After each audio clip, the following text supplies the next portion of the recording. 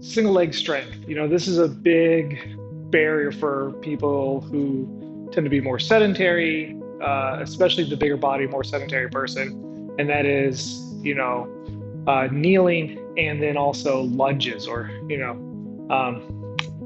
standing up with a single leg, right? So, we've worked really hard at those prone get ups. So we feel pretty good getting up and down up off the ground. We've spent some time squatting, strengthening our legs, being able to feel confident in getting up from there.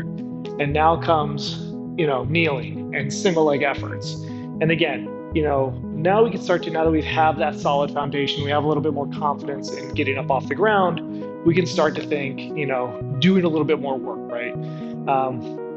And that is the single leg work. So one, how do we feel with kneeling, right? Just coming down, pointing those toes in plantar flexion. If that's a little too much, we can come up into dorsiflexion, right? And just see how that feels on the legs.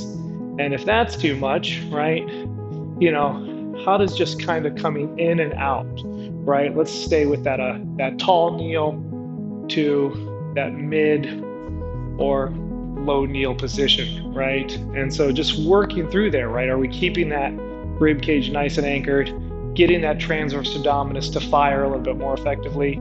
If we get that rib cage flared up, we compress that lower back, and then we turn off all that core musculature. So really making sure we can keep that rib cage down for some of these movements, stabilize the core, get that musculature to work, right? So we're just thinking like small little hinge patterns here, right? And if once we start to feel good with that, right, and getting comfortable here, building up that durability, building up that strength and that endurance, and helping open these quads up. We might not have spent a lot of time in this much flexion at the knee, right? So it's going to take some time to build up that elasticity, to get that mobility back in the knee joint, right?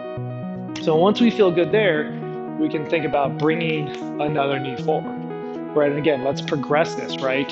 Can we go from that deep kneel position and, seamlessly move, that back leg forward, right? We're not even standing up yet. Can we go from that kneeling position to that tall kneel, to that tall half kneel, right?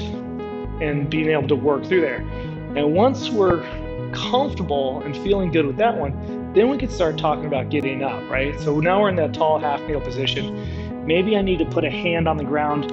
Maybe I need to put my other hand on my knee, and as I tuck that back foot, those back toes, I can push off the ground using those points of contact, right? As we're developing that strength, using points of contact to make this movement easier is okay. And as we get stronger, we're relying on less points of contact, right? And again, progressing, shoot for like 5 per leg, 10 per leg. And once we've mastered that, can we then come into, less points of contact? Maybe I'm just using that front leg as a level of support, right? And each time, always returning back to that deep kneel position. So we're always working through that full range of motion, and we're earning that stability and that strength throughout the entirety of the movement, and now that I'm strong enough, I don't need those extra points of contact. I can just push off the back foot and stand up on that front leg, reverse that down. And as I continue to build that strength, right, then I can think about needing this back foot less. I don't need to come into that dorsiflexion, pushing off the toe.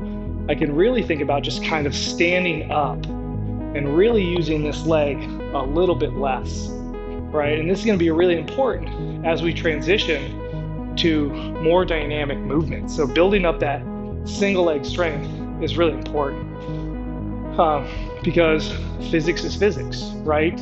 If, standing is that 1G activity and running is 2.5 Gs, there's that much more weight, force impacting the body. So being able to stand up off one leg is a good prerequisite for running safely and effectively. So, work through the prone get-ups, work through squat get-ups, work on those single leg stand ups, right? Going from that deep kneel position to that tall half kneel to standing.